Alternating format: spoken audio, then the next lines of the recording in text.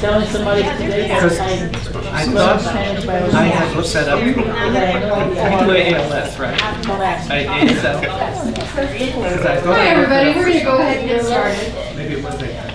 Thank you so much for being here at our very first Diverse Voices staged reading. Yay! We're really hoping we get to do this again, so this is our guinea pig. My name is Selena. I'm delighted to have directed this as much as we direct stage readings, which we don't much, but here we are. So welcome, thank you. We're here because diverse voices really, really matter. There's a little note from me in your program, and I tell you a bit more, but not much. I talk about a video which, it's a TED Talk, and if you get a chance, go check it out. It's a really cool TED Talk, I love it. We are delighted tonight to be joined by 3 of our playwrights. You may notice we are recording this. Hi! One of our playwrights, and I thought 2 of them, but 3 of them are here. Yay! One of our playwrights went to the urgent care today. She's okay, I've checked. So we're recording it for her so she gets to see this. And luckily the other 3 are here. They get to see it. One of them is acting in hers. And so, you know, here we are recording. I'm sorry, I got myself off track. The order of our shows is in your program. Essentially, it's listed by alphabetical by the playwrights. You are going to see 2 in their entirety. The very short ones are in their entirety. The other 2, you're going to see the beginning of Housekeeping. And you're just going to get to see a tiny section right in the middle of Worry Dolls because it's a play in 3 acts. And as much as I would love to have read the entire thing because it's super cool, we cannot do a play in 3 acts tonight amongst 3 others because we would be here all night, although it's being submitted to hopefully be performed later because it's cool too. You're just going to get the middle. You might be a little confused, but it's still going to be fun. You'll love it. Creepy as it can be, and we love it. If you would like to make a donation to the theater, there is an option on your script, your program. They have scripts, you have programs. You can also do it by Venmo. There's a jar there for cash if you like. We have some cookies in concession land. There's some sodas, some water. Please help yourself. You can put some donations in there. I want to take a moment to thank our sponsors. There is a really cute sponsor wall over there that will tell you about who our sponsors and donors for the theater are. Thank you to all of them. We really run on sponsors and donations because we're a nonprofit, so thank you everybody. I have put some evaluation cards on the table, the box office table there. When we're done, I would love if you could tell us about tonight. Tell us what you thought of the plays. I can pass that on to the playwrights. I'm sure they'd love some feedback. If they wouldn't, I won't tell you if you don't want to know. If you do want to know, I will pass that along. I don't know if the actors want feedback, but you can probably give them some feedback. Give Wheat Ridge feedback on the event. Let us know if you want more of this. If you are a playwright yourself and would like to submit a play, my email address is on that card and you can send that to me. If you have so many notes that you can't possibly fit them on the card, send them to me by email. I'd love to hear all your notes and information. In the event of something horrible going on, the safety exits are there, and there are 2 backstage. The actors will assist you if you need to go backstage. I will assist you out the front door. Erin will help me. Right, Erin? Thanks. There's also a list of upcoming shows on the back of your program and some classes we're offering here at Wheat Ridge Theater. Anyway, thank you for being here. Enjoy this. We'll take a short break in between there's 4. We'll take a break in between the first 2, so you can go to the bathroom and get a concession if you like. Thanks again for being here. We appreciate you. Enjoy.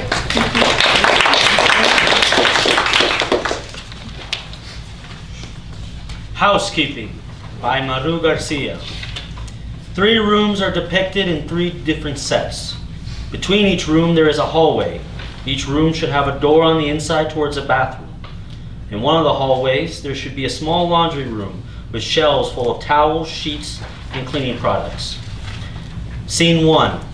Aurora comes through the hallway hauling a cart full of cleaning products and towels. Housekeeping! Housekeeping! Aurora waits for a few moments, looks around the hallway, takes out her key card and opens the door. Aurora starts making the room by grabbing the dirty towels and the sheets from the bed, She places everything in the dirty laundry bag in her cart. While doing this, Aurora sings Ay que pasado by Mesano. Cece comes in. Do you need any help? Sure. If you can help me do the bed, that'll be great. That's always a difficult part for me as the sheets have to be extended and tucked in and corners folded. You know the drill. Was this tidy or messy? It wasn't too bad. Just a few towels on the floor and the bed was not destroyed. Some garbage, but not bad. You were lucky. The last one I cleaned was a mess. Used condoms everywhere. The sheets were out of the bed. Dirty towels with stains all over them. And of course, the forgotten dildo. I hate those rooms. Ugh. Yeah. It takes forever to clean them and it's gross. I always have to wear double gloves. The worst one I've done is where all the towels were stained with blood. Disgusting. I'm not sure what happened there, and I really don't want to know. You? The worst one was one day after prom night. You know how all the high schoolers rent a room and come after the party? Although they really want to come to party here. I went in and there were like 20 bottles of different booze. It smelled horrible. But the worst part is when I went into the bathroom and there was puke all over the place. The sink, the toilet, the shower. I almost contributed to the scene by throwing up myself. Ugh, the stench. It took me forever to clean and disinfect. And of course, the boss was like, "Why are you taking so long in one room? You have to be faster, yeah. I almost went to get him and say, you know, you can come and clean this shit yourself. But I didn't, because I need the job. You know how it is. When you complain, they replace you. Don't I know it? Remember Maria? They fired her because she didn't want to work on a Saturday after she had worked all week since Sunday.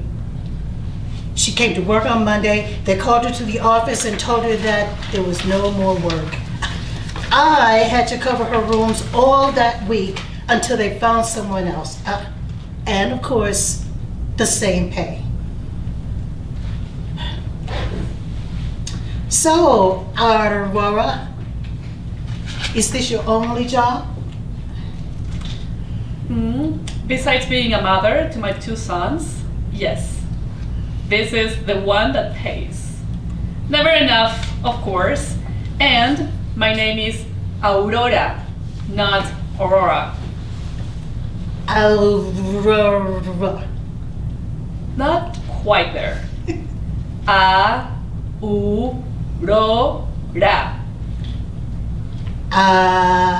Aurora. Oh my goodness. Don't worry about it. You're not the first person to mispronounce it. It happens all the time. Does it mean anything? What the heck? What kind of question is that? Does Cece mean anything? It doesn't. My full name is Cicely, but when we were growing up, my little brother couldn't pronounce it, so it became Cece. Been using that name ever since. Fine. Fair enough. Aurora means sunrise. See? That wasn't difficult. From now on, I will call you Sunrise. No. That is not my name. Whatever you say, Sunrise. The fuck? Cece sits down and starts folding the towel, making a swan shape. What are you doing? A swan. With a towel. Yep. Too much time in your hands? We still have 30 rooms to clean before noon, and here you are, making little swans. Chill. It's about marketing yourself. Care to explain?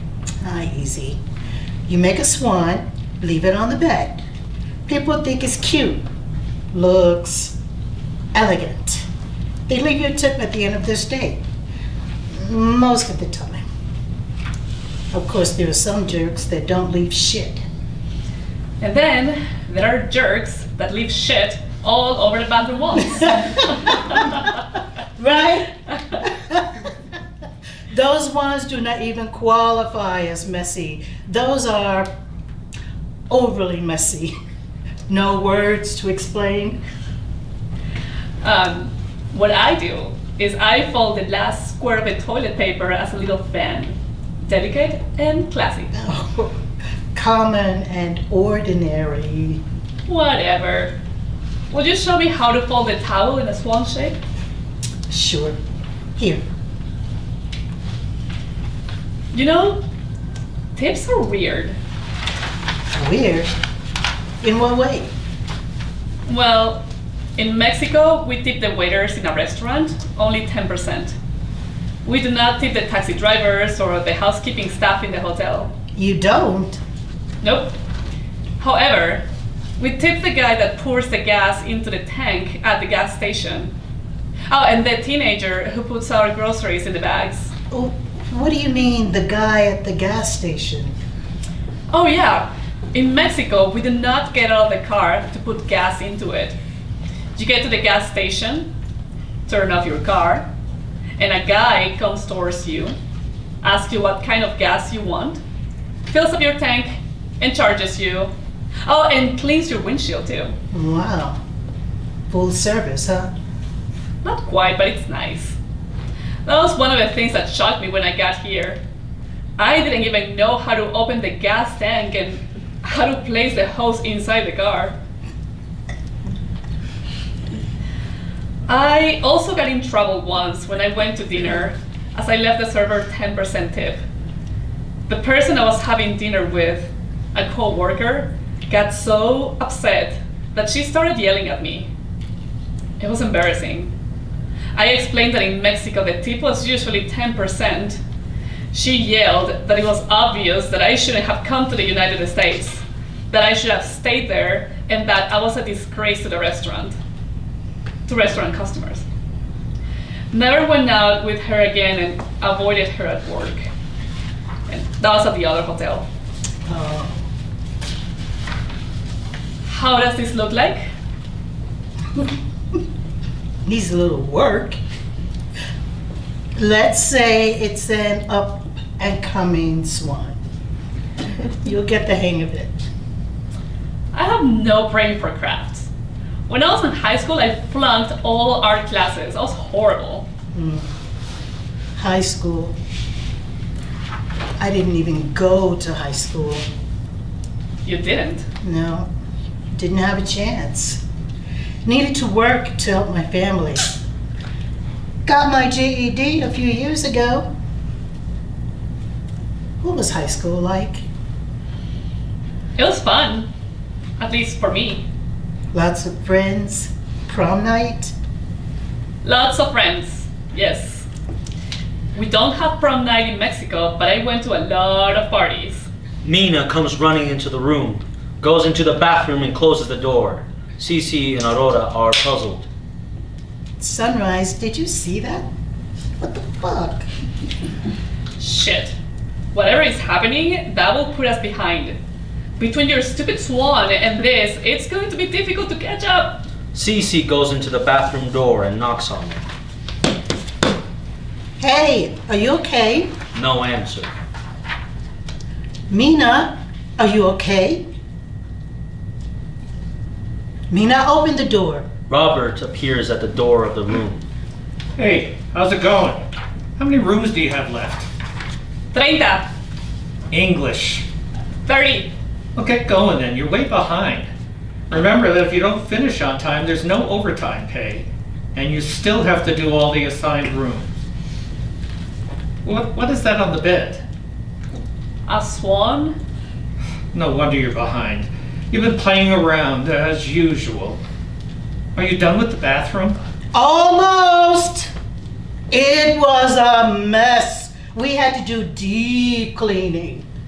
The guest was hyper messy. Ugh, one of those, huh? Deal with it and hurry up. Robert exits. Mina, Get out of there. Mina opens the door. What the fuck? What were you doing in there? Why did you lock the door? I was praying. In the bathroom? Robert has been following me and I couldn't do it in any other place. I was about to pray in 3:15 when he came by and I couldn't do it. I pray 5 times a day. Ave María Purísima. Eso es dedicación. Whatever she said. Okay, prayer's done. Now what? They only gave me 10 rooms today, so I was killing time. I need the hours. Do you know how to make swans of towels? Oh, I make flowers. Same. Come, let's clean room 417. Cece and Mira exit. Aurora finished tidying up the room. She picks up her cleaning products, places the towels in the laundry basket, goes towards the door, and she exits through the hallway. Scene 2.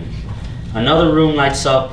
In the hallway outside of it, Isabel is sitting next to her cart. Housekeeping. Housekeeping.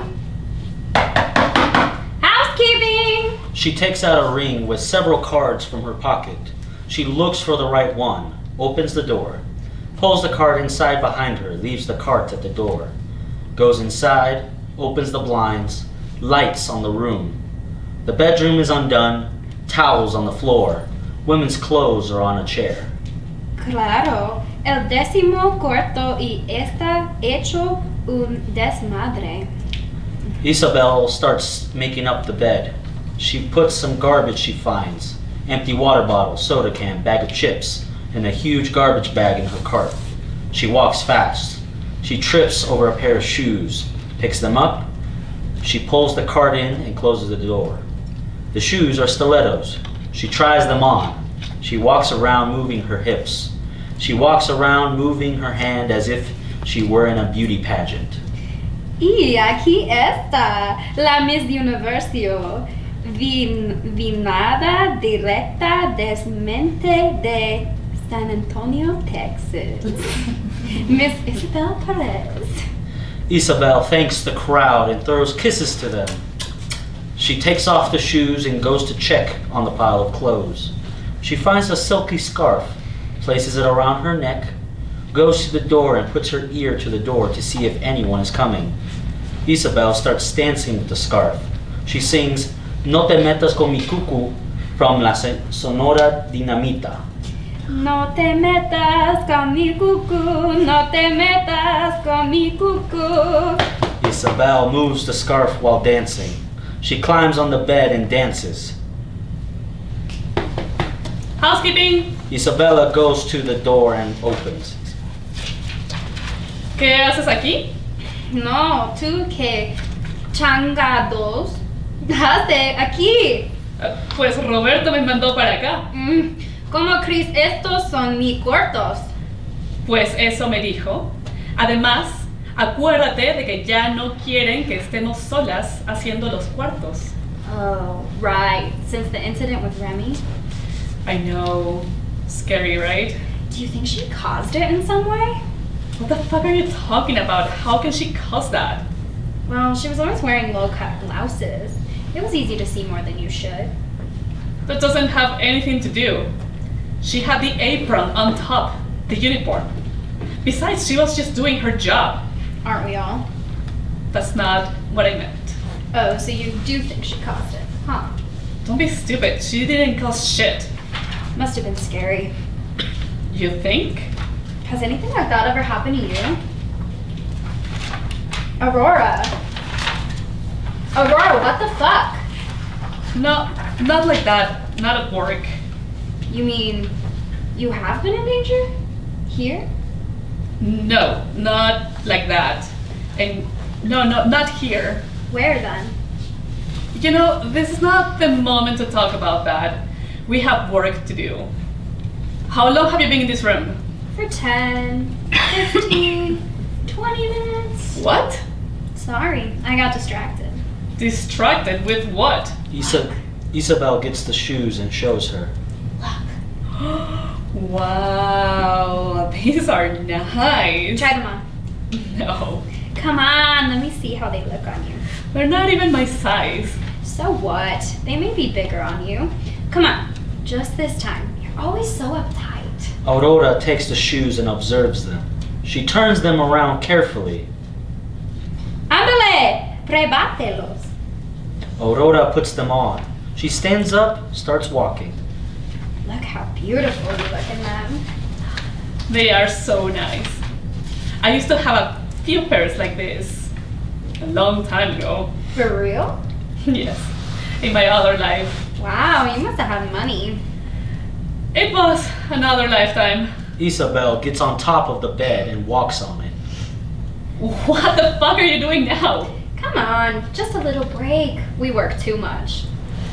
But if they see us, Who they? Robert? That asshole doesn't come up this early. Aurora goes towards the door and cracks it open. She looks out towards both sides of the hallway. She doesn't see anyone. She runs and jumps on the bed. They start bouncing on it. Isabel grabs the scarf and starts dancing and singing. Queremos que todos bailen la pelusa. Pelusa por aquí, pelusa para allá, pelusa para adelante, pelusa por atrás. Aurora joins in and she starts singing and dancing too.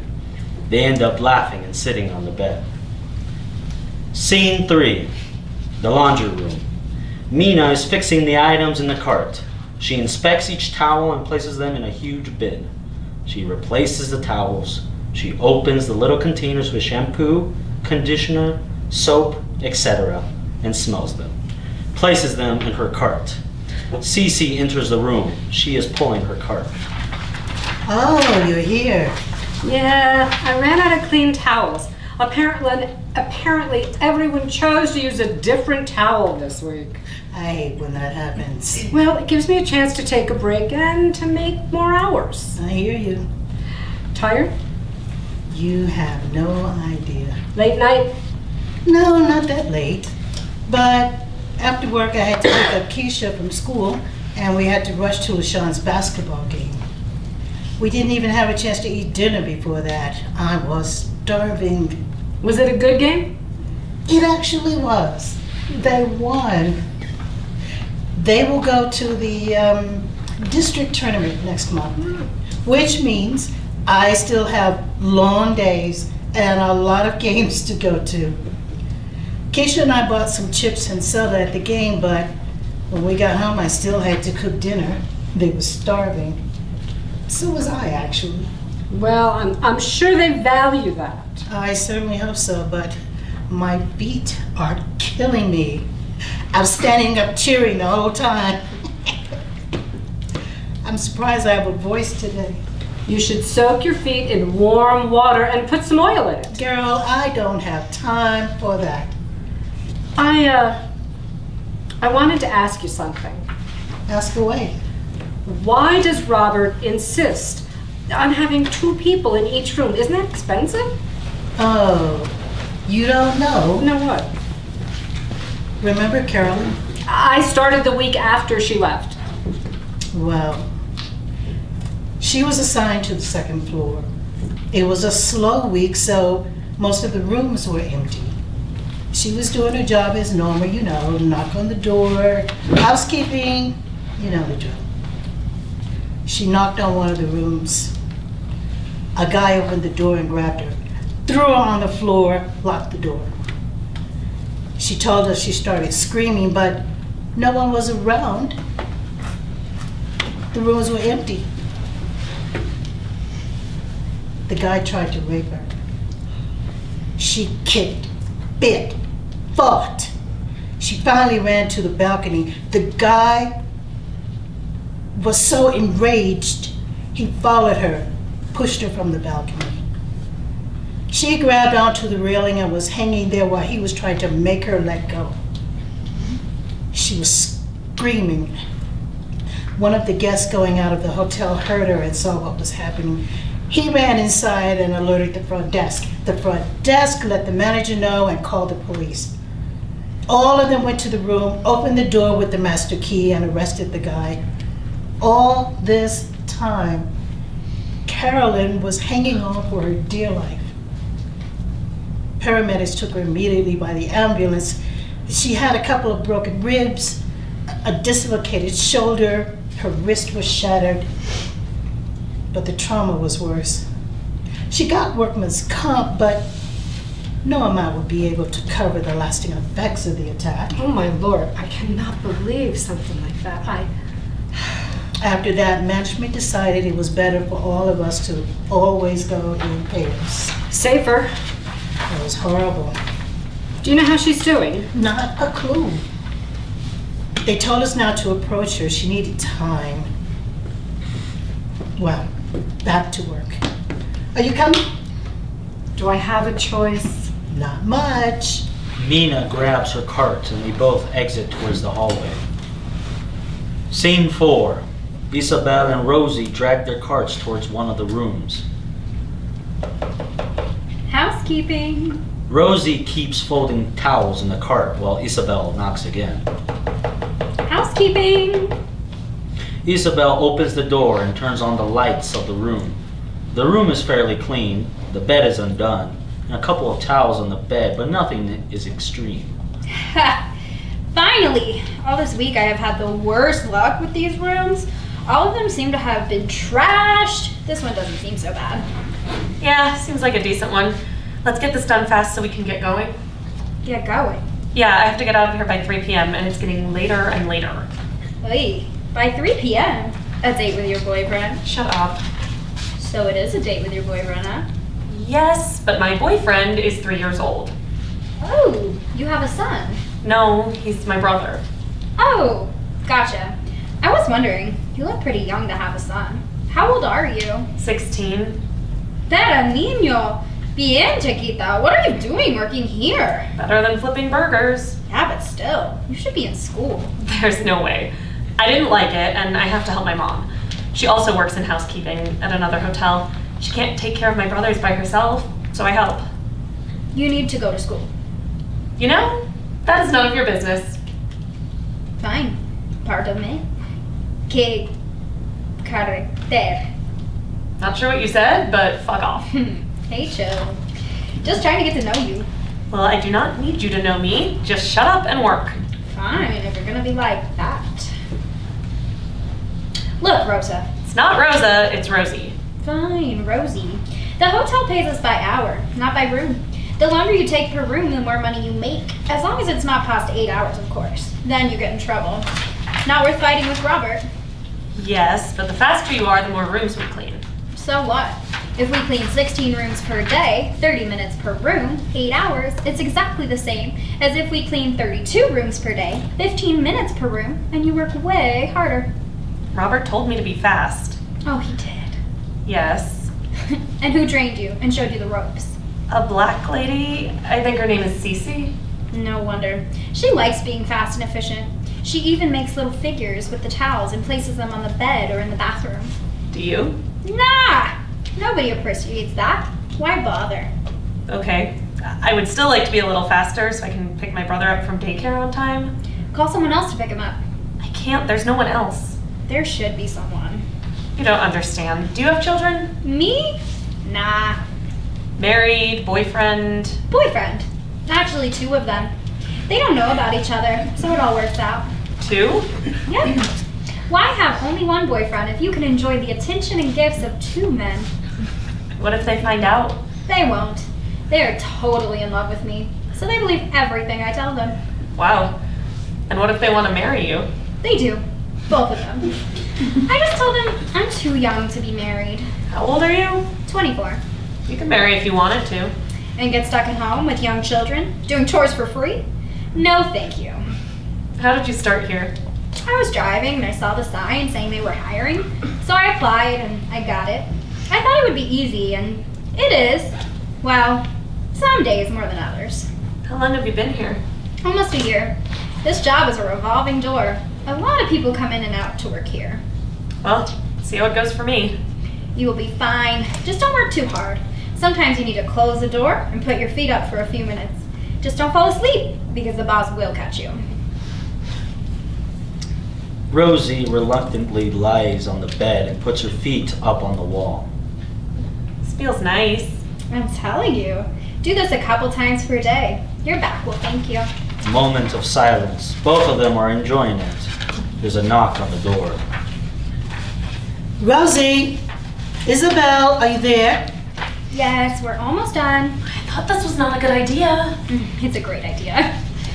I don't have my key with me. Going to the next room. Rosie, meet me there. Isabel, go on to room 304. Sure, I'll be there in less than 5. Yes, moving on. Scene 5. Mina moves towards the door of the room, dragging her cart. Behind the car, Cece is folding towels. Housekeeping. No answer. Housekeeping. Mina turns towards Cece for reassurance. Cece indicates her to go in. Mina goes inside. She calls the cart while Cece pushes. They start tightening up in silence. Mina trips over a bag. It is open. She looks inside. Cece? Yes? Cece? Yes, Can what? you come here, please? What? Didn't we say you would do the bedroom and I would do the bathroom? Yes, but No buts. Always with excuses and problems. just come. Fine. Cece drops the towel on the bathroom. She gets to the bedroom. What? Look. Another sex toy? Just look. Cece takes a look into the bag. What the? I know. Now what? I don't know. That's why I called you. I have no clue. Is this the first time? For me it is. Well, what do we do now? Let me think. Do we report it? Well, we have to, but we can't. What do you mean? Look at us. A black and a Muslim woman. Do you think that would go well? Oh, surely Robert will understand. Robert is a jerk. Even if he does, do you think the higher management will? But what happened with equality and inclusion? What happened with it? Well, isn't management supposed to treat us equally? Oh, and you believe that shit. Well, If they treated us equally, you would be able to pray wherever you wanted instead of having to hide yourself in the bathroom. right. Let's call Aurora. Aurora, please come to room 415. Are you crazy? What? She's Latina. She can't report it either. You know, they say Latinx. Whatever! Is it really that important right now? I will be there in a moment. Just finish this one. What the? Well, maybe she has a better idea. I have a better idea. Let's finish this room and leave. We can't do that. We already saw it. Yes, but we can pretend we didn't. Really? What if something happens? Something will happen. Why do you think they carry guns and ammo in a luggage bag? Maybe he's a cop. He is not. If he were a cop, he wouldn't leave his gear in the room. He would take it with him. Right. Shut up and let me think. Well, what if we call the police? I told you to be quiet so I can think. Silence. What do we do? Shh. Don't say anything. Maybe they'll go away. They? More than one person? How can I know? I just said they as a generic. Oh. Well, they are not going away.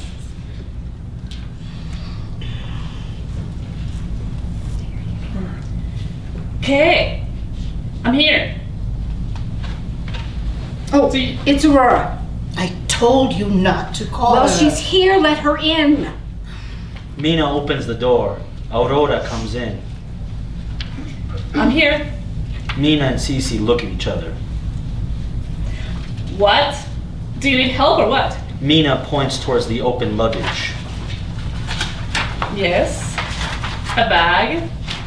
I see it. No, look inside. We're not supposed to open the luggage. We didn't. It was open. Aurora looks in the bag. ¡Qué chingados! I know.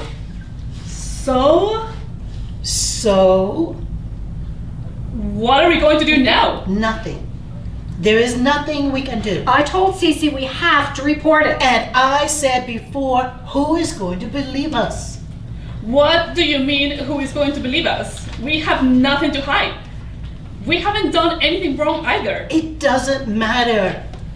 We're at the bottom of the pile. A black woman, a Mexican, and a Muslim. Even if our record is impeccable, management is always thinking we have a hidden agenda and we're plotting something. Well, then what? I mean, we have to do something. Mina is right. We cannot just pretend we didn't see anything. Do we even know if the guest is still registered in the hotel? What room is this one again? 415.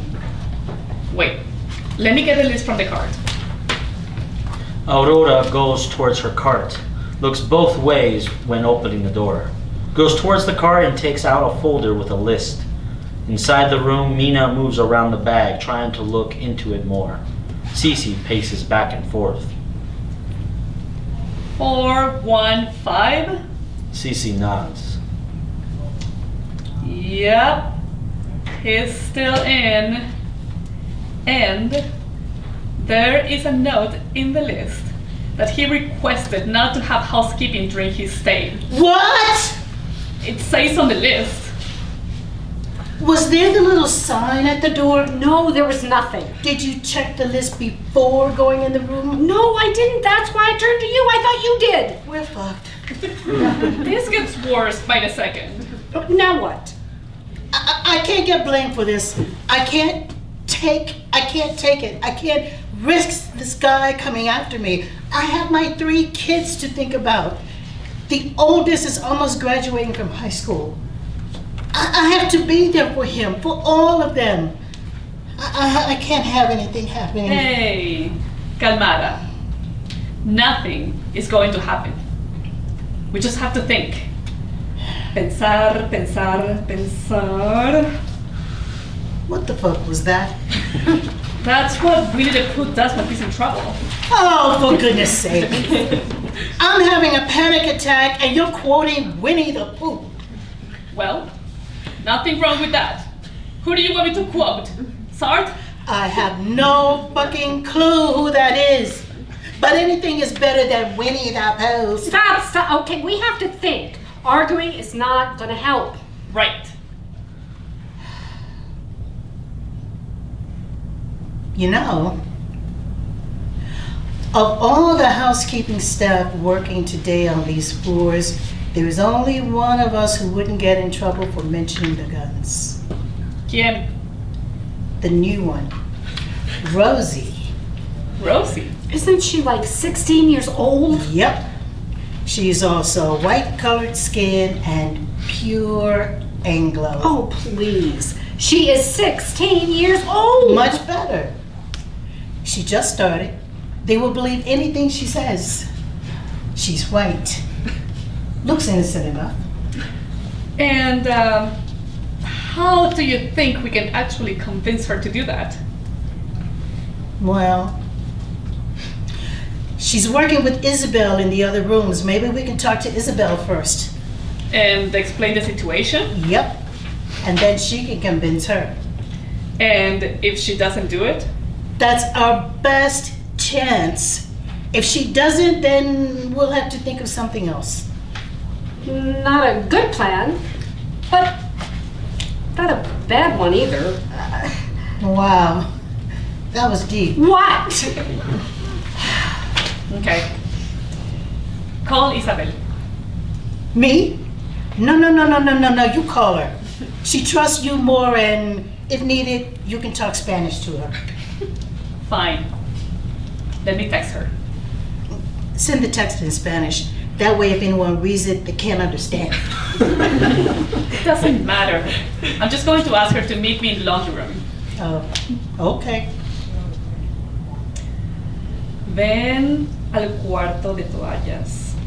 Necesito un favor. Be right back. Aurora exits. Now what? Now we wait. Here? No, let's wait in the hallway. We can pretend we're busy until we know what's happening. That way if the dude comes, we're not inside his room. Dude, they are called our guests. The asshole, the gunman, the motherfucker. Do you think I care about protocol at this moment? Whatever. Cece and Nina exit the room. Lights out in the room.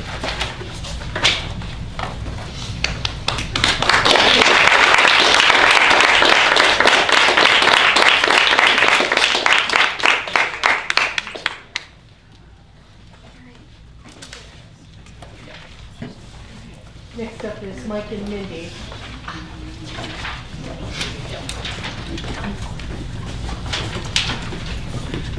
Mike and Mindy. Scene 1. Once upon a time, a little girl named Mindy watched a group of her classmates skip rocks. As the kids walked away, she decided to give it a try herself. Her rock sank instantly, but just as she had accepted her fate as a failed rock skipper, a young boy by the name of Mike approached her and asked, "Do you know how to skip a rock?" Mindy shook her head no in disbelief. He picked up a rock and said, "Here, try this." Mindy repeated his action, and her frown was instantly turned upside down as the rock glided across the water. "Oh wow, it worked. Thank you so much," said Mindy. "What's your name?" asked the boy. She replied, "Mindy." Mike said, "Well, Mindy, I got your back." Mindy replied with a giggle and the question, "And my front?" Mike said, "Yes, forever." Mindy repeated the word forever, and the rest is history. From that point forward, Mike and Mindy were inseparable, and their adventures were epic. Now, 25 years later, a once again sad Mindy approaches Mike's front door. Her boyfriend of 5 years has just broken up with her. She's dragging a suitcase of all her belongings and sporting the saddest face you ever saw. Mindy, what's wrong? Are you okay? Ryan took me to our favorite restaurant. You know how I bought the beautiful dress? I took extra time getting ready, and I really thought tonight was the night. I thought he was going to pop the question. I thought about it. Listen, Mindy. I thought he was going to pop the question. But as the waiter came back and asked if we wanted dessert, he said that won't be necessary. Then Brian said, "Listen, Mindy, this just isn't working." And then... Listen, Mindy. He was a jerk anyways. You deserve so much better. I mean, come on. He was a dweeb. Remember how he would say the exact same thing you just said, then wait for applause as if he had mastered the concept inside his own tiny little puny brain? Or when he would ask the waiter a million questions and then still order the wrong item just to send it back. Or when he would call you while you were patient or on call just to ask you where something was in his own damn fridge. Thank you for taking me in, Mike. Of course. I got your back. Got your front. Forever? Forever. Scene 2. Messy studio apartment, empty wine bottles, chocolate boxes, and used tissues everywhere. Mindy on the couch, center stage, sits in a t-shirt and underwear, watching chick flicks and sobbing with a bottle of vodka in one hand and the remote in the other. Hey, Mindy, you're home early again. Did you shut down the practice early so you could just come here and watch Dear John or The Notebook for the 100th time this week? Leave me alone, Mike. I just lost The love of my life, and I had a little tough time to get back on my feet. Are you really making fun of me? Stop making fun of me! No, I'm not making fun of you. I'm just so goddamn sick of you feeling sorry for yourself. You're smart, funny, and beautiful. You can do way better than that idiot Brian. So would you just stop crying over him, get in the shower, get dressed, and stop acting like you lost something? He lost. He's the loser. You really think he's a loser? Are you kidding me, Mindy? I give you this whole speech about how amazing you are, and all you hear is that Brian is a loser? God, you're so frustrating, and invigorating, and intoxicating. And that's probably why I'm so goddamn in love with you. For 5 years I waited to tell you that. 5 years while you dated that idiot. Now I waited 3 more weeks while I watched you sob over some guy who didn't even deserve you in the first place. You're in love with me? Mindy, I've been in love with you since we were 7.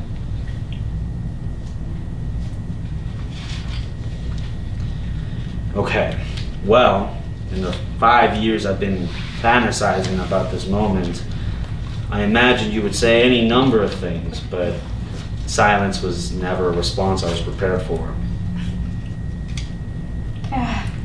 Mike, I'm sorry. No, Mindy, don't. It's okay.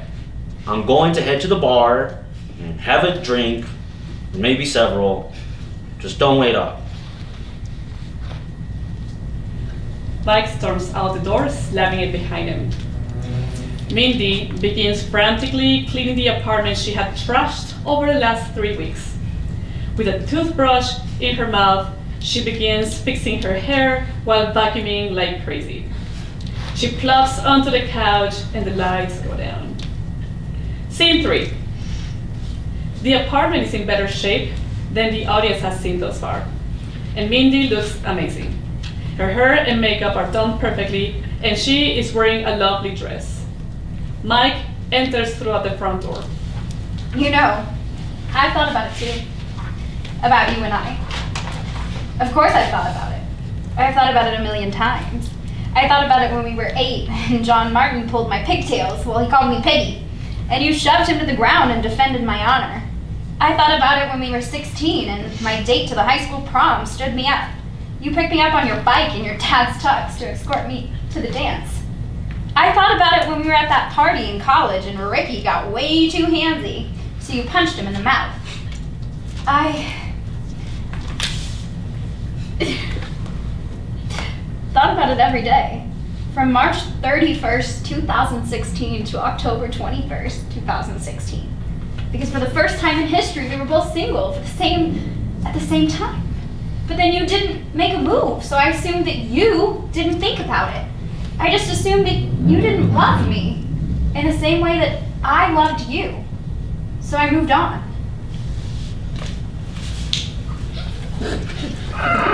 What are you doing? I'm doing what Brian was too stupid to do, and I was too scared to do it sooner.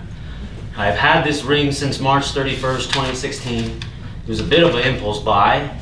I had only been broken up with Allison for like a day, but I could never seem to let it go. I could never seem to let you go. But I never told you because I didn't want to ruin our friendship. I never thought someone as amazing as you could ever fall for a dork like me. But there was a part of me that always hoped it might happen. Mindy, you are the light to my life. You're my best friend, and you challenge the hell out of me. You make me better than I ever knew I could be. You're the love of my life, and I want to marry you, Mindy. So please, do me the honor of becoming my wife? Yes, absolutely, yes. I get to marry my best friend.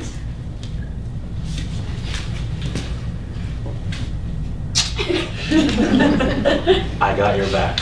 I got your front. Forever? Forever.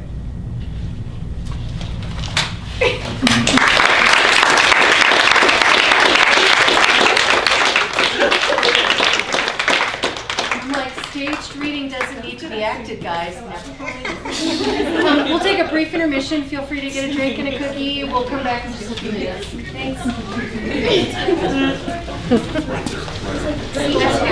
What happened to your script? So she was able to do the script.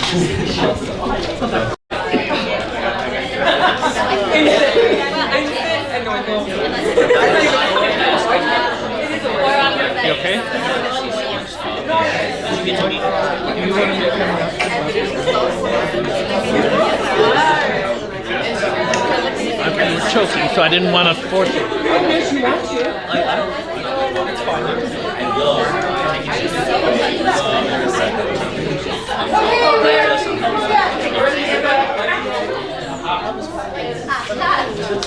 Okay. While she's choking, I just wanted to announce two things that we have coming up that are kind of special for us, new this year for the Wheat Ridge Theater Company. Number one, as we are going to be participating in the Denver Fringe Festival this year. Our lovely director, Melissa here, is going to be directing Sandy, a one-act play. I'd love for you to check that out. It's I won't spoil it, but if you check out the Denver Fringe Festival, which is online, you can buy tickets. Tickets are only $10? 15 bucks a piece. $15 a piece. We have 3 showings going on over the weekend there, so please check that out. There's 55 shows going on. Different Please don't shows. bring your children to Sandy. Yes, definitely. No, that is an 18 and over show. Please God, do not bring your children. And the other thing is that's new is Wheat Ridge is going to have a float in the Pride Parade. Which I'm not aware of any other theater company that's involved in that, but we have had so many of our actors and myself as a board member that's part of the LGBTQ plus community, and we decided we were going to be a part of that as well. So watch for us on either TV or at the parade, and Well, there is some candy. yes, There is some we'll stuff. be giving out stuff. We'll be giving stuff. So thanks. Thank you, welcome back. We're going to give you the last 2 pieces. First, as a last minute addition, and it didn't fit in the program, so I'm going to read to you a short poem that was submitted for our evening tonight called Being Human. Melissa just pronounced his name. Weber. Thank you, one more time. Weber. One more time. Weber. Everybody's got it now. Except Celia. And this poem again is called Being Human. And so I'm just going to read it for you at this reading. It is a beautiful thing to be Jewish, the wall, the Torah, the Chabad. It is a beautiful thing to be Muslim, the Prophet, the Azan, the Jihad. It is a beautiful thing to be Catholic, the Apostles, the Bible, the Easter. It is a beautiful thing to be Buddhist, the disciple's love for his teacher. It is a beautiful thing to be Hindu, to submit to the Trinity and a guru. It is a beautiful thing to be human, to be kind, be just to our captive. It is a beautiful thing to be human, to err, to show mercy, to forgive.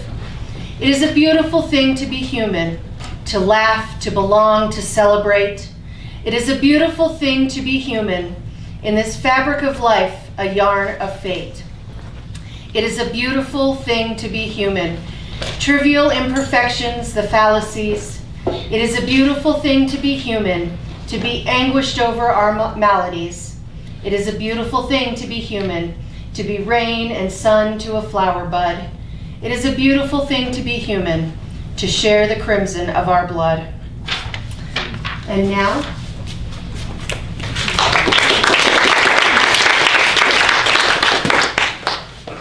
Worry Dolls by A.E. Santana. If you die, I won't cry. I won't. Worry Doll 1 lies back on the couch and stares at Paula. Paula is crying openly, sobbing. She's so upset, she's shaking. Leave. Paula stops crying, but she doesn't move. Leave. Mom. Paula doesn't move, she's upset, but she's also afraid of what she's just said. Leave, Paula. I do not want to see your face. I didn't do. Now. I'm sorry. For poisoning me? I did it. What are you sorry for then?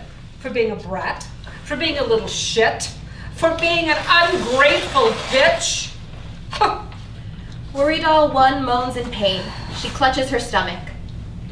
What kind of daughter talks to her mother that way? Should I tell you, grandmother? Do you think she's proud of you? Well, no. You think You can do whatever you want because you're Daddy's favorite. I'm not. Shut up! I'm not. Why do you keep saying that? Mom. I'm sick. Leave me alone. You have done enough to me. Paula and Worried All One are quiet on stage for a long pause. Scene 3. Paula is still sitting against the couch with her head down. Loud banging comes from the closet door. Paula, come quick! Paula jumps up and moves quickly to the closet. She is intercepted by the 3 Worry Dolls as they enter from the other rooms. They are not wearing the masks, but are carrying them with them. Without touching Paula, the Worry Dolls guide her to the front of the stage. Mi hermano? Here I am, Paula. Worry Doll 2 puts the mask back on. Paula reaches out to Worry Doll 2 and touches the mask. She's convinced and relaxes. She looks at the other 2 Worry Dolls. She spots Worry Doll 1 and goes to her. Paula grabs hold of Worry Doll 1 fleetingly. Mama, I'm sorry. I didn't mean to give you food poisoning. It was an accident, I swear. Lo siento, Mama, please. Talk to me. Why don't you talk to me? Say something. Yell at me, scream at me, anything, Mama!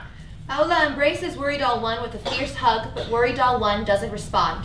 Paula steps back, she sniffles. Worry Doll 1 finally moves. She touches the part of herself that are singed.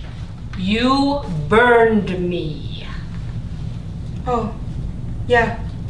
Worry Doll 3 puts on the mask and with Worry Doll 2 starts playfully giggling. They grab Paula and pull her into a game of Ring Around the Rosie.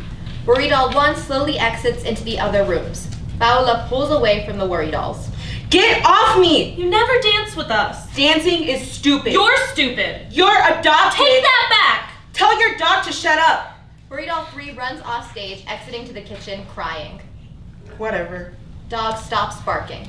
Hey. What? Spit it out, dork. Don't call me that. A dork is a sperm whale's penis. That's you. Shut up! Dork. That's what I thought. A girl kicked me yesterday. Kick her back. It was Jolene. Why did she kick you? I wouldn't kiss her. You don't like girls? She kisses everybody. That's not true. That's what Mom says. Mom is an idiot. She's not the girl that I like. You like that chinita. May. Tell Jolene to knock it off then. Can you tell her? No. Please? You're meaner than I am. Fuck you. See? Tell her that you won't kiss her because she's a slut. I thought you said she wasn't. Who cares? Don't kiss her then. Punch her. Throw rocks at her. Whatever. Throw rocks? Sure. You won't even have to get that close enough to talk to her. But I don't want to hurt her. It's just a rock. Jeez. I throw rocks at you all the time. And look at you. You're still alive. I guess. Are you in the hospital? No. Okay then. I don't want to get in trouble. Remember what Dad says. It doesn't matter if you start the fight. It only matters if you finish it. Worry Doll 2 exits out the front door. Shouting is heard outside and shadows can be seen in the window. You need to get the hell off my property. Your kid! Don't fucking talk to me about my kids, motherfucker. I'll blow your goddamn head off. Francisco, go get my gun. I don't think that... Francisco, get my fucking gun now. I'm going to call the police. Call them.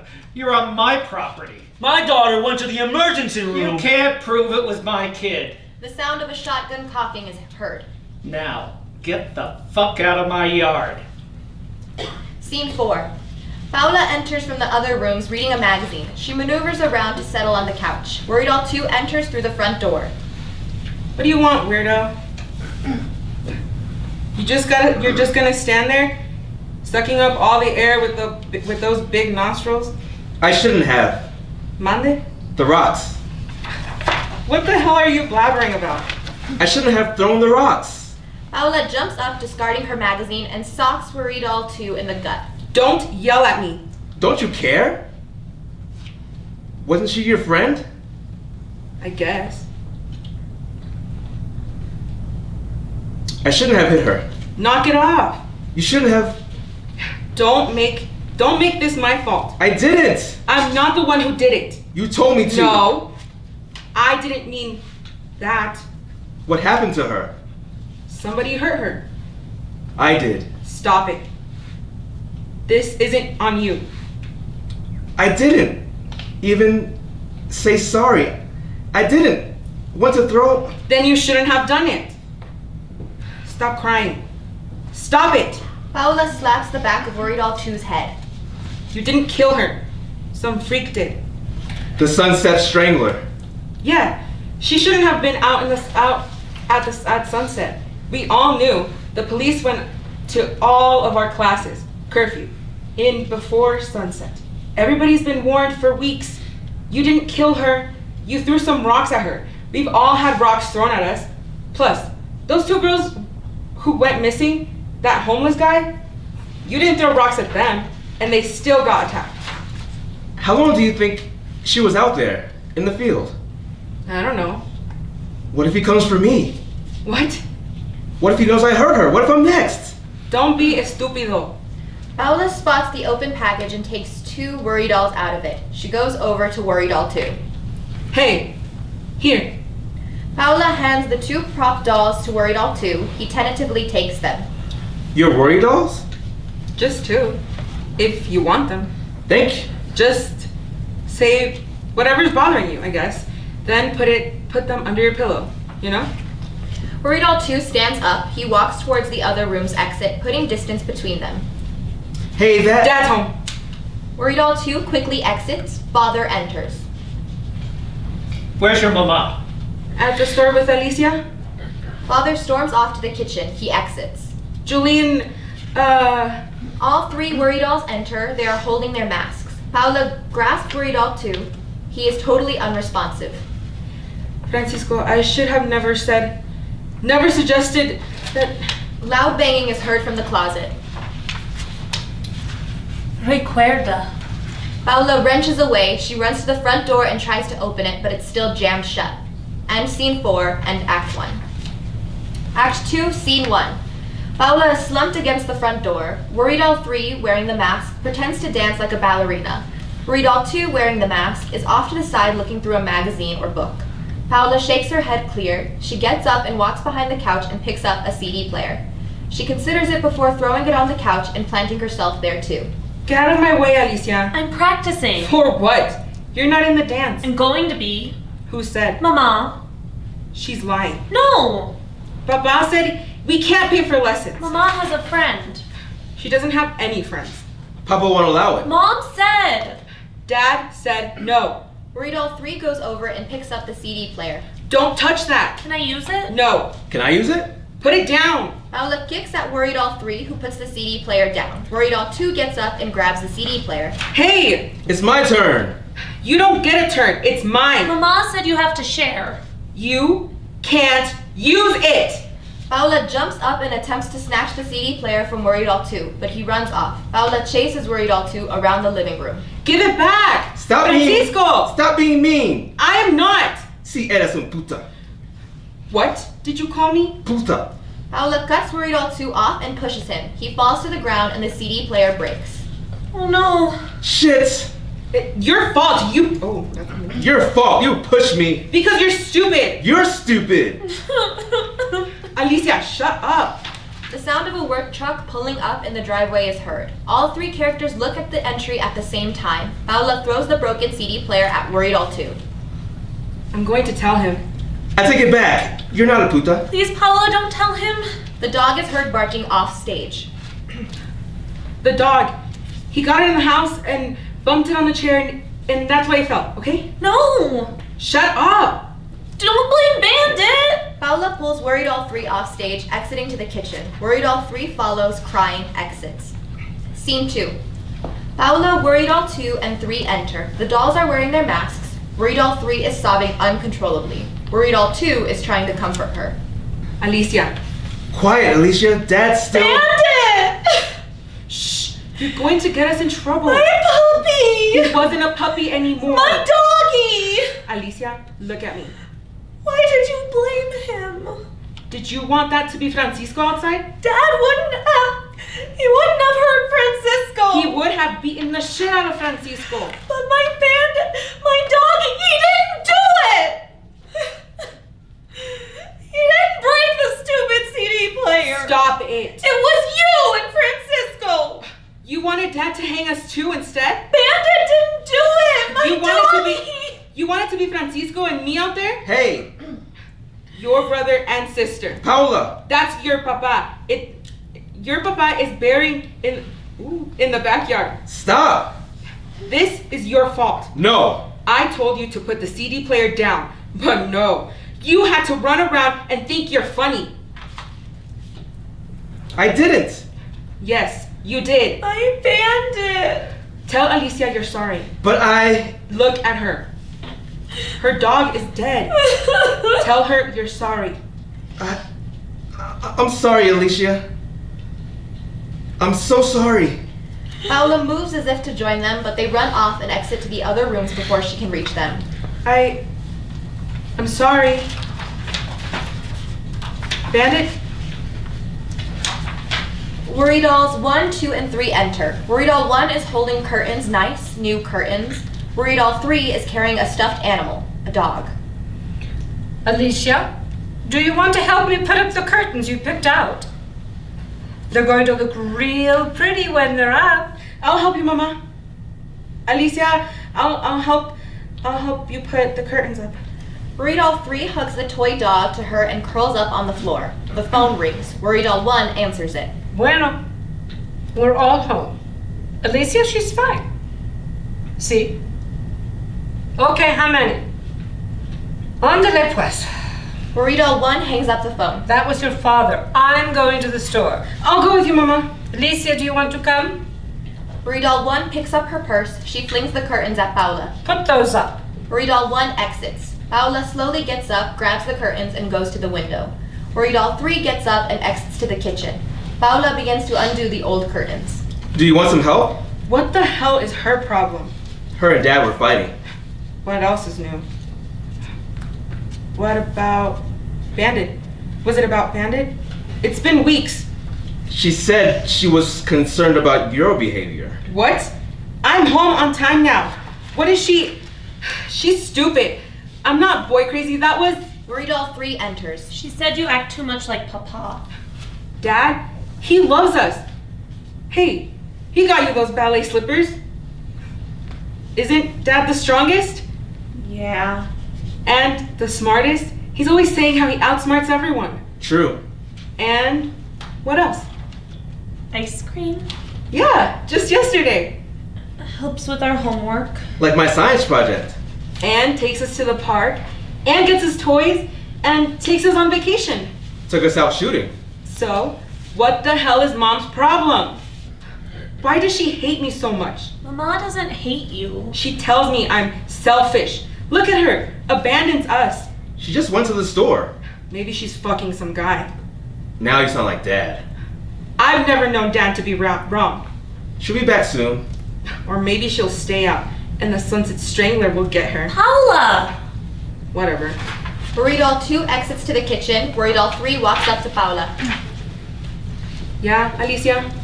Do you think the Sunset Strangler will really get Mama? If we're lucky.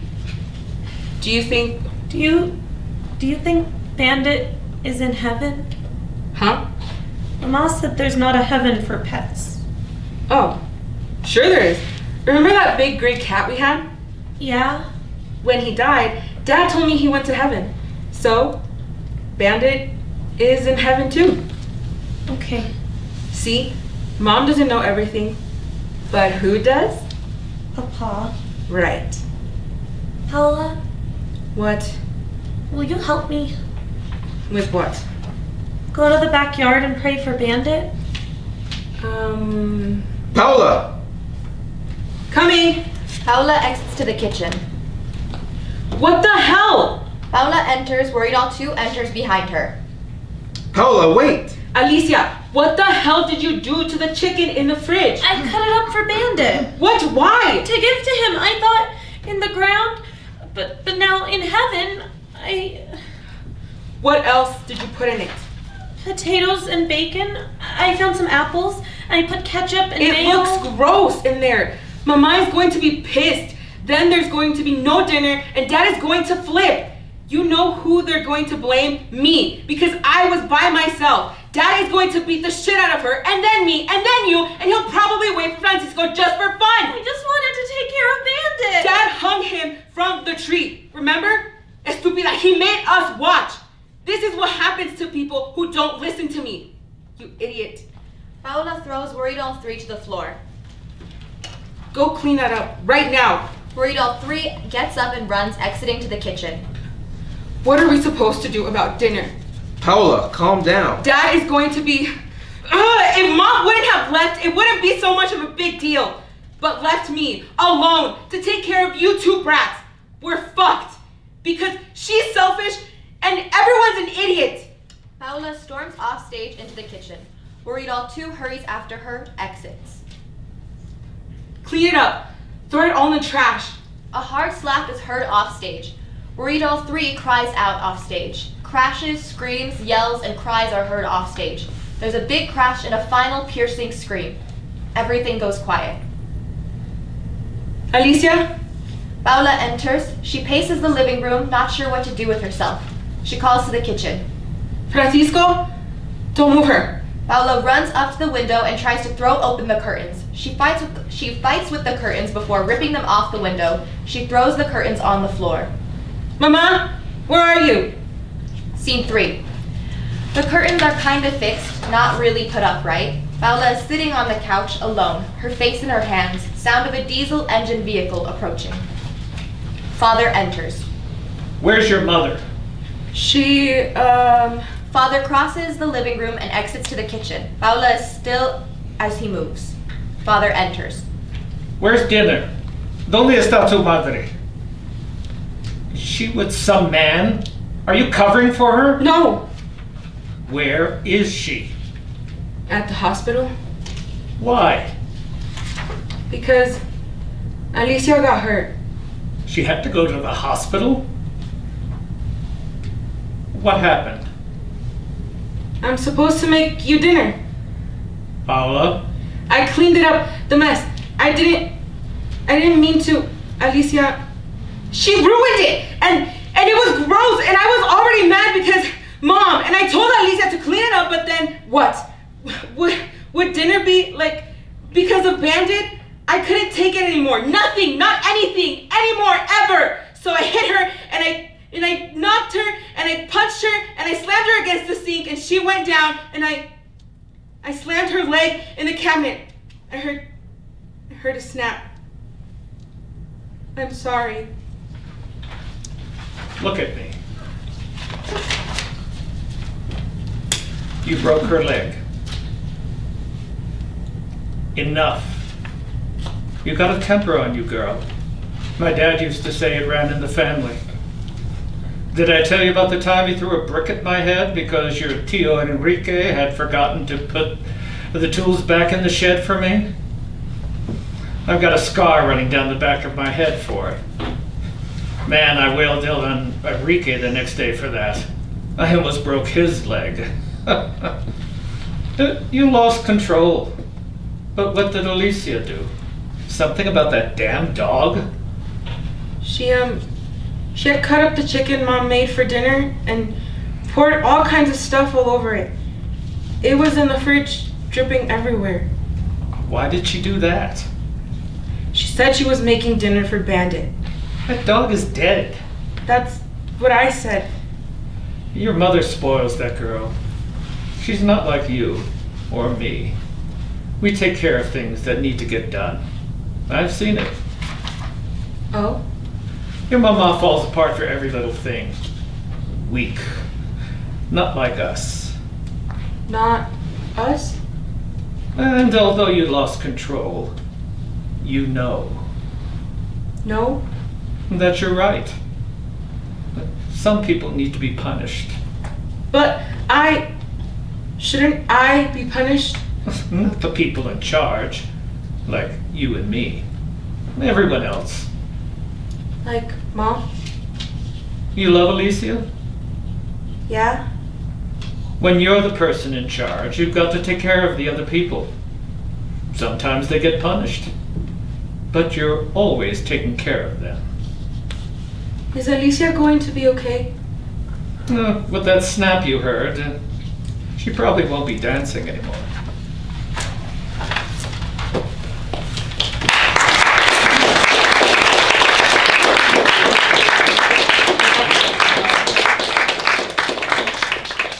I have siblings. I'm not crazy.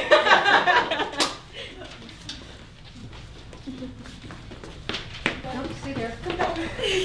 I guess I also don't have I'm not sure. Eulogy. Sage's small and messy apartment. There is a knock at the door, and they open it. Avery enters. Hey, Hey, you must be Avery. Sage? Yeah, that's me. I read your ad. Not many people read the newspaper anymore. Well, I may or may not have been waiting for the dentist, but I'm really glad I found it. I didn't know if you were still coming. Oh yeah, sorry about that. I sort of went to the wrong apartment. It was kind of funny. When I emailed you responding to your advertisement, I knew your name, but not what you look like. So this elderly woman opened the door and I was like, well, I guess Sage is in their 80s.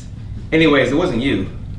But she pointed me in the right direction, and now I'm here. Sorry I'm late. Don't worry about it. I have some questions, if that's okay. Sure, ask away. So you're a writer, right? A writer?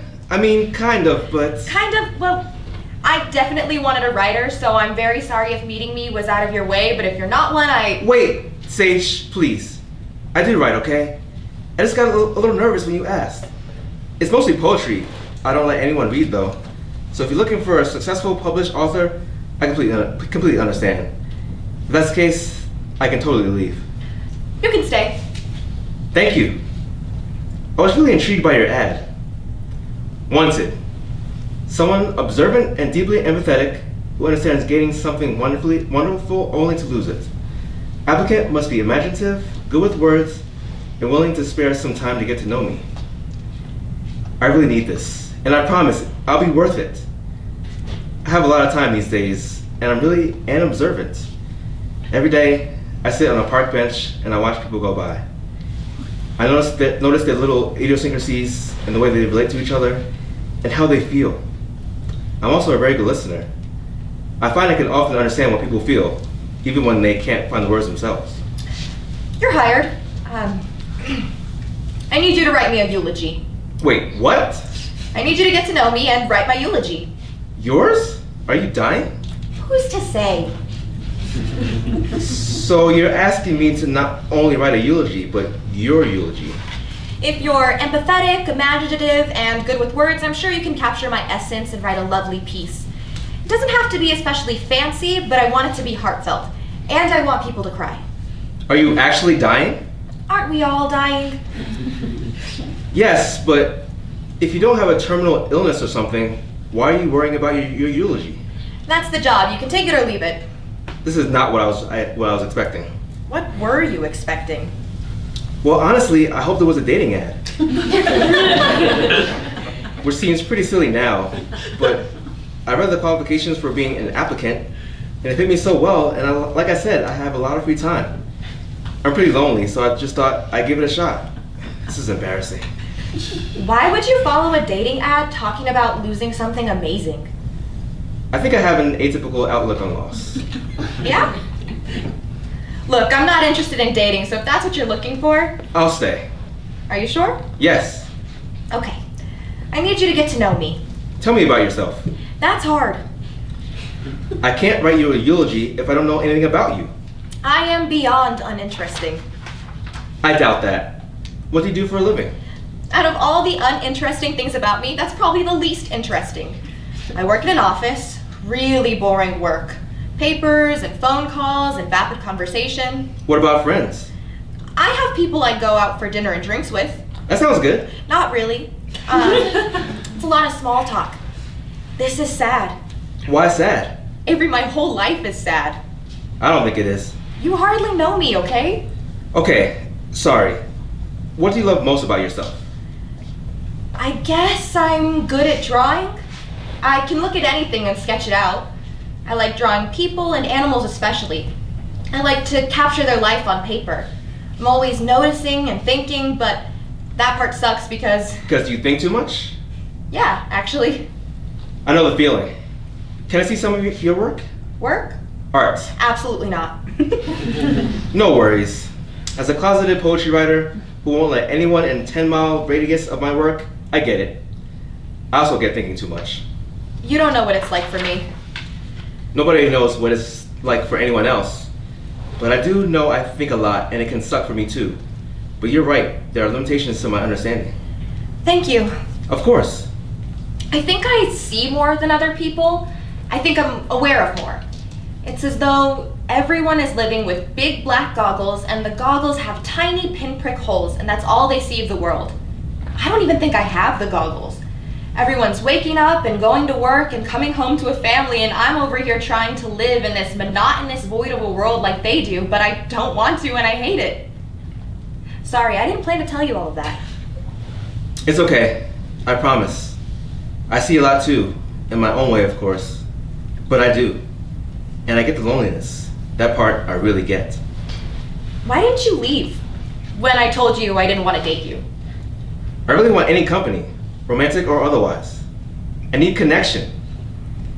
I had a girlfriend named Liz. She's an amazing woman. She has a great smile and a sweet voice. And she crochets, which is a lot cooler than it sounds, I promise. We aren't dating anymore. What happened? I wasn't what she wanted. I kept trying harder and harder to make her happy. But in the end, I had to not take it personally. I like to add that not taking it personally sounds good, but it's a lot harder in practice. I think part of me will always love her, but whatever, that's just life. How do you do it? Do what? Act so calm and wise. You know what? You're in denial. You're pretending life isn't hard. You're blind. It's not easy. It really, really isn't. But I told you, I have a different outlook when it comes to loss. So is this all to avoid loneliness? More like for, I don't know, life experience? Well, I don't want to be a fun little project to gain life experience. Honestly, if I had it my way, you wouldn't be writing my eulogy at all. Sage, I do not think of you as a fun little project, okay? What I meant to say is that life is full of experiences, right? And I like life, a lot. All I'm trying to say is soak it up as much as I can, good or bad. You say you wish I wasn't the one writing your eulogy? What do you wish this looked like? Do you think anyone in their right mind wants to have something as personal as their eulogy written by a complete stranger? I posted that advertisement out of sheer desperation. I have no one, Avery. I go to work and come home to an empty apartment and there's not a single person I relate to. You're the best human interaction I've had in years. You want to know why I want this eulogy? It's not some disease. I'm simply at my rope's end. For years I've told myself I just had to make it through the day. I've made it through years of just making it through the day and I am so tired. Have you thought about how people would react if you died? Have you ever glorified that moment in your mind? Everyone sobbing over your death and wishing they could have saved you? Well, I don't have anyone to do that. I don't have anyone I'd want to write my eulogy for me. But if I did, maybe I could see some good in me. Maybe if I could hear my eulogy, my legacy, I could find some purpose. When you said you weren't sure if you were dying. Yeah. I promise I'll give you a beautiful eulogy. I don't want to leave you alone. Can I just go for it? Okay. Okay, you ready? I think so. Okay, here I go. So today, I want to celebrate the life of an incredible person. Although they struggled to see it, Sage really was incredible. They kept it secret, but Sage was an artist. And although they never showed me their artwork, I admire them for being able to capture living creatures and preserve their moments on paper. Sage also had this ability to step outside of day-to-day routine and reflect on what the point of life is. I think they saw life as a chore, and that's why they're no longer here, and it breaks my heart. If Sage were still alive, I want to say this. Sage, you always accuse me of being this happy-go-lucky guy person, unaffected by loss. And if you were still around, I would have liked to share that little philosophy on loss and life of mine. I want to tell you that I wasn't so different from you. When Liz left, I felt like I had nothing. I was just floating aimlessly in what you call the monotonous void.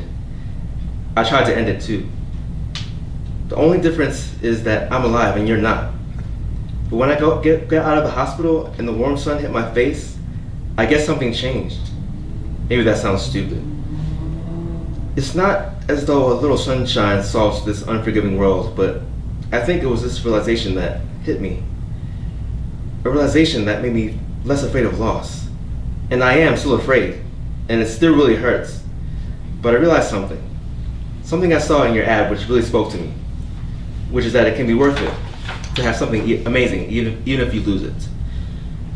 No one can take away the happy months I spent with Liz, and no one can take away my happy moments to come.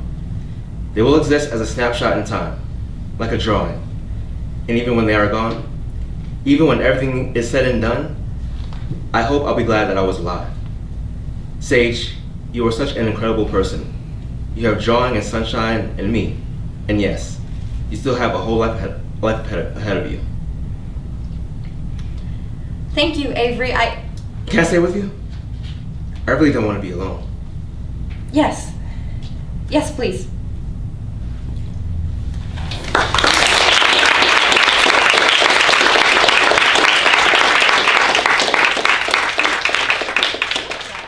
Thank you all again. If I may, and if they feel comfortable with it, I'd love to have our authors stand up. If they're not too embarrassed. Thank you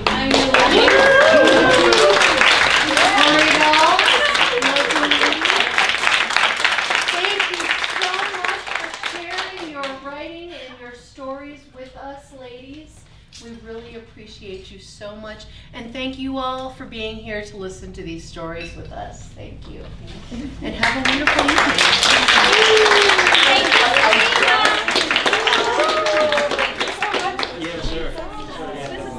Show. I'm so,